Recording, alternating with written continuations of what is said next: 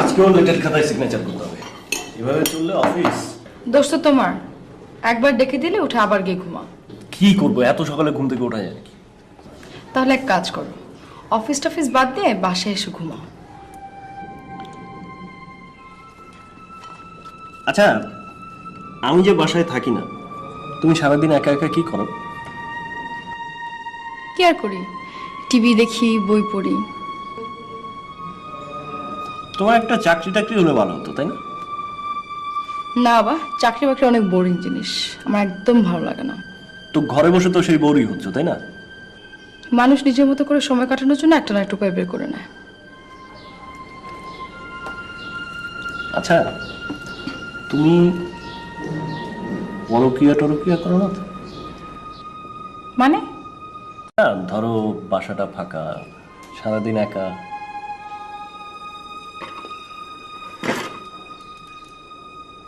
মাহবুব, এ ধরনের ফাজলামো আমার একদম ভালো লাগে না।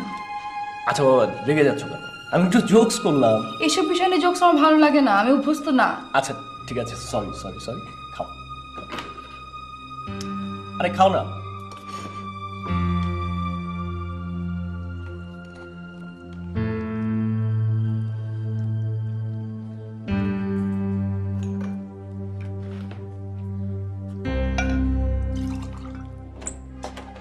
দশ মিনিট দেরি হবে মনে হচ্ছে।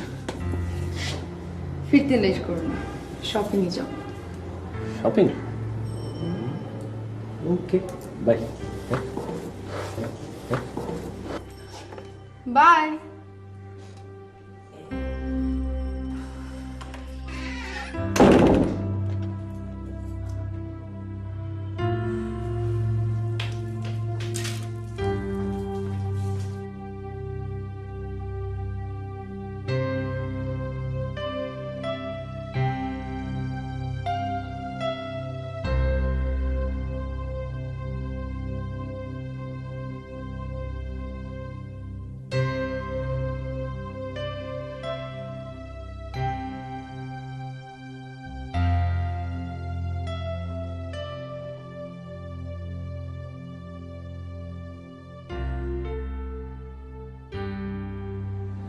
মনীষা সারাদিন একা একা কাটালেও সময়টাকে সে নিজের মতো করে ব্যবহার করে।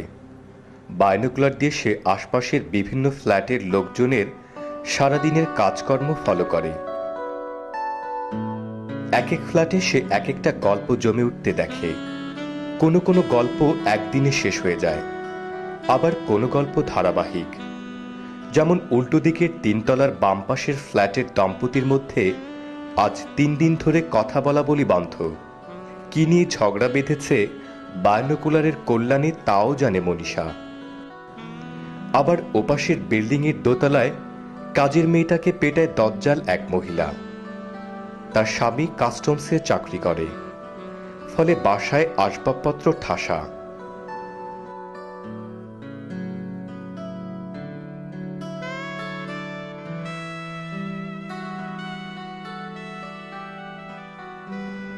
এইসব নানান টুকরো দৃশ্য রোজ দেখে মনীষা। তবে গত কয়েকদিন ধরে সে একটা ব্যাপার দেখে উদ্বিগ্ন হয়ে উঠেছে। ওপাশের সবুজ দালানের তিনতলায় থাকে তাদেরই মতো নিঃসন্তান এক দম্পতি। মনীষার স্বামী মাহবুবের মতো ওই ফ্ল্যাটের লোকটাও সকাল 9টায় হন্তদন্ত হয়ে অফিসে চলে যায়। লোকটার স্ত্রী খুবই সুন্দরী। ভদ্রলোক অফিসে চলে গেলে এতদিন মহিলা একা একা সোফায় বসে টিভি দেখত, বই পড়ত, টুকটাক নানান কাজকর্ম করত। কিন্তু ইদানিং একটা ঘটনা ঘটতে শুরু করেছে। ভদ্রলোক অফিসের উদ্দেশ্যে বেরিয়ে যাওয়ার পরপরই একটা যুবক গোপনে এসে ঢুকছে ওই বাড়িটায়।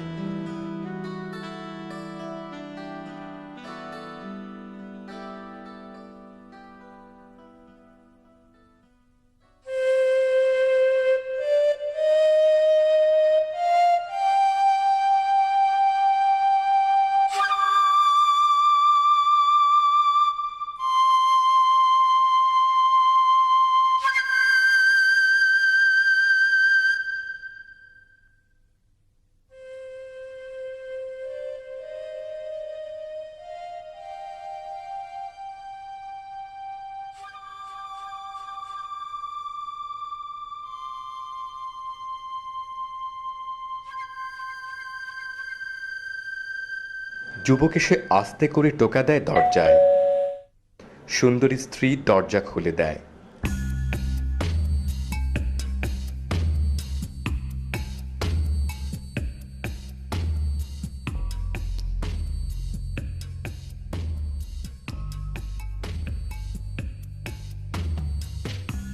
মনীষা টের পাচ্ছে সাধাসিধা লোকটার স্ত্রী পরকীয়া প্রেম করছে।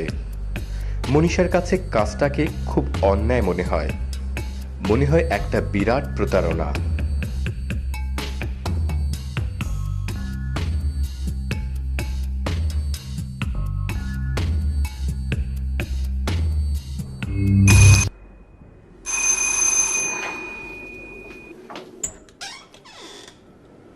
কি ব্যাপার? ইলেকট্রিক সার্কিট নাকি নষ্ট হয়েছে আপা, ওই সার্কিট ঠিক করতে আসছে। কই, আমাদের তো কোনো প্রবলেম নেই, আমরা তো খবরই দেইনি। আরে তাহলে দিছে গাড়া? আমাকে জিজ্ঞেস করছো কেন? যাও কেয়ারটেকারকে জিজ্ঞেস করো। ওই কেয়ারটেকার বাড়ি তো কইলো ওই 6 তলা বাপাসের দরজা। এটা বাম পাশের দরজা? তো ওই যে ওইটা বাম পাশের দরজা। ও ভুল হয়ে গেছে আপা, আমি ওই বাইক থেকে বাম দেখলাম এইদিকে, মাফ করে দিন। পারেও।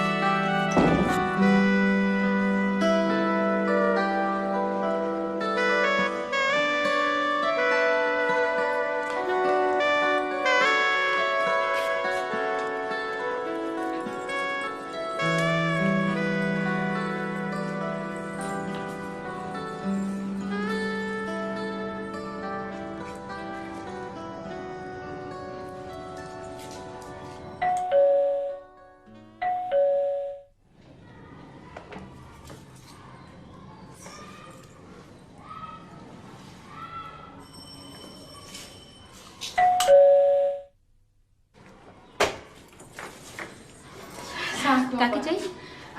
এটা কি আব্বাস সাহেবের বাসা? না, কাদের বাসা এটা? এটা আব্বাস সাহেবের বাসা না।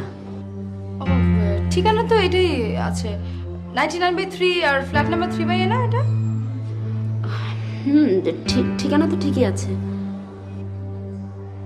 ও, আপনারা বোধহয় নতুন এসেছেন না? না তো, আমরা এখানে 2 বছর ধরে আছি। ও আচ্ছা আচ্ছা, দেখুন তো কি হয়ে গেল, ঠিকানাটা ভুল দিয়ে দিল না। আপা, বাইরে না অনেক গরম, এক গ্লাস পানি খাওয়া যাবে? ঠিক আছে, আপনি ভেতরে আসুন। Thank you.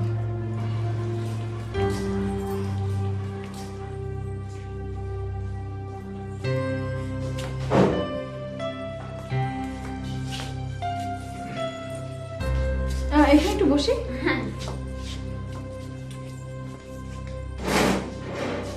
সাবধানে, আপনার বাড়িটা অনেক সুন্দর।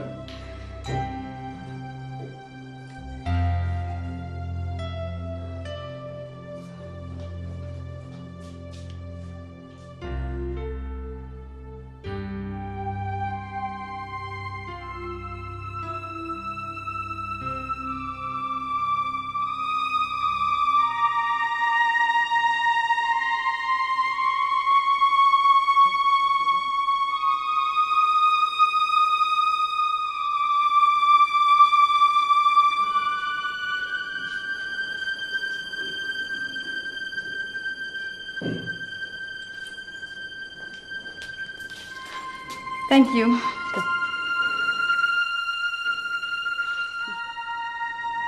আপনাকে অনেক কষ্ট দিলাম। না না, ঠিক আছে। আপনার নাম কি? রোকেয়া। ও, আমি মনীষা। আজ তাহলে আসি, আবার দেখা হবে।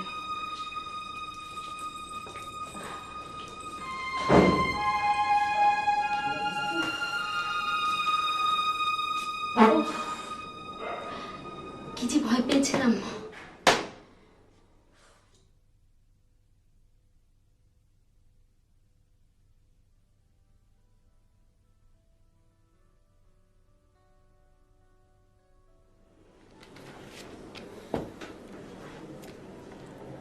তোমার জন্য একটা গুড নিউজ আছে। একটা প্রমোশন মনে হয় হয়েই যাচ্ছে, আর প্রমোশনটা হলে এই ফ্ল্যাটটা চেঞ্জ করতে চাই। সব সময় অন্ধকার, কেমন ছায়া ছায়া, ভাল লাগে না।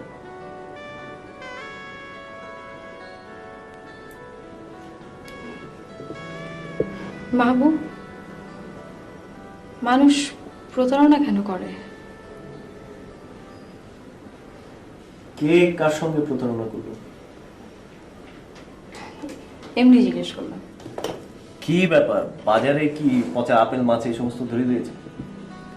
ওসব কিছু না, চলো শুয়ে পড়ো।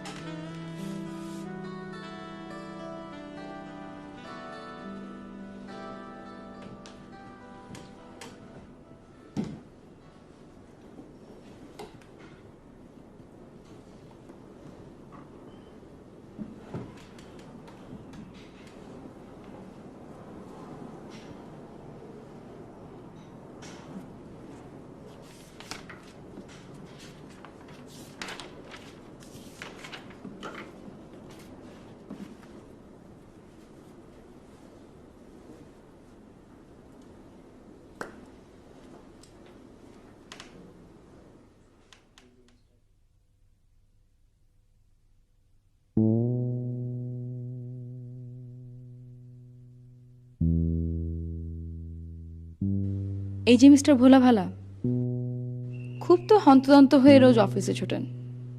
শুধু অফিস ঠিক রাখলেই হবে? এইদিকে আপনার বাসা তো উজাড় হওয়ার পথে। আপনি চলে যাওয়া মাত্র একটা যুবক যে রোজ আপনার ফ্ল্যাটে প্রবেশ করে, সে খবর কি আপনি রাখেন? স্ত্রীর ওপর অগাধ বিশ্বাস, তাই না? পস্তাবেন। আপনার স্ত্রী আপনার সরল বিশ্বাসের সুযোগ নিচ্ছে। আমি আপনার ফ্ল্যাটের পাশের ফ্ল্যাটের কোন একটা ফ্লোরে থাকি, আমি সব দেখতে পাই। দায়িত্ব মনে করছি বলে আপনাকে সাবধান করে দিচ্ছি। স্ত্রীর ব্যাপারে একটু খোঁজ খবর নিন। ইতি, আপনার শুভাকাঙ্ক্ষী এক প্রতিবেশী।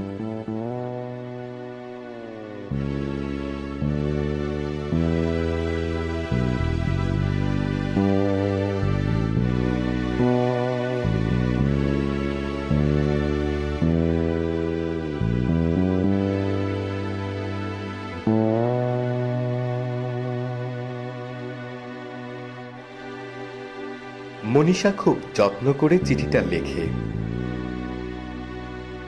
পরদিন সে খামে চিঠি ভরে উপরে কম্পিউটার কম্পোজে ঠিকানা লেখে। প্রতি 99/3 সোভানবাগ, ফ্ল্যাট 3/A। ভদ্রলোকের নাম জানা নেই বলে সে ঠিকানায় কোনো নাম লেখে না। চিঠিটা সে নিজে গিয়ে ডাকবাক্সে ফেলে দিয়ে আসে, কিন্তু কোনো অদৃশ্য কারণে চিঠিটা তার গন্তব্যে যায় না। 6টি বছর সেটা আটকে পড়ে থাকে মাঝপথে। পড়ে থাকতেই পারে। বাংলাদেশ ডাক বিভাগের আচার আচরণ বোঝা মুশকিল।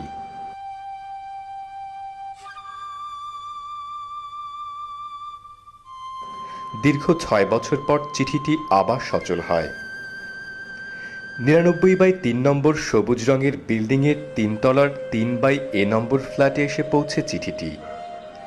ততদিনে ওই ফ্ল্যাটে 4 দফা ভাড়াটিয়া বদল হয়েছে। কিছুদিন আগে সর্বশেষ ভাড়াটিয়া হিসেবে এ ফ্ল্যাটে এসেছে মনীষা ও মাহবুব। মাহবুবের প্রমোশন হয়েছে, তাই এই বড় ফ্ল্যাটে ওঠা। আবার রফিকি।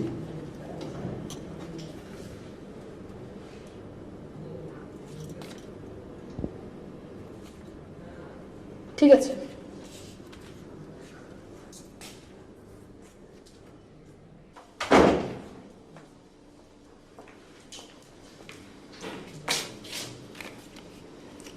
আজব চিঠি, প্রাপকের ঠিকানা আছে, নাম নেই। মনীষা এতদিনে ভুলেই গেছে যে 6 বছর আগে এই বাসার উদ্দেশ্যেই সে একটা চিঠি লিখেছিল। তার ভুলে যাওয়াটা একেবারেই বোকামি হয়েছে, কেননা এখন মাহবুব অফিসে চলে যাওয়ার পর রোজ একটা যুবক আসে মনীষার কাছে। সেই যুবকটা মনীষা এখন আর বায়োনোকুলার চোখে লাগিয়ে আশপাশের দৃশ্য দেখে না। একাকিত্ব দূর করার অন্য এক উপায় এখন সে পেয়ে গেছে। কিন্তু মনীষা বোকা পেয়ে চিঠিটা সে নিজ হাতে মাহবুবের হাতে তুলে দেয়।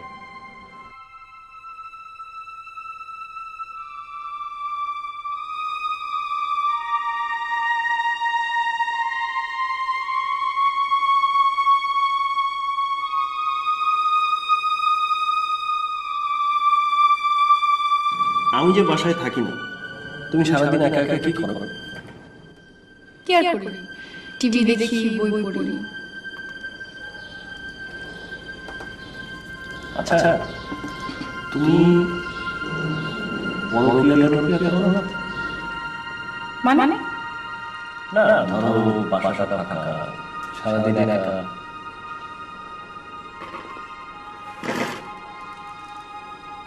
মাহবুব, এই ধরনের ফাজলামো আমার একদম ভালো লাগে না। আচ্ছা বাবা, রেগে যাচ্ছ? আমি একটু জোকস করলাম। এসব বিষয়ে জোকস আমার ভালো লাগে না, আমি অভ্যস্ত না। আচ্ছা ঠিক আছে, চলো খাও।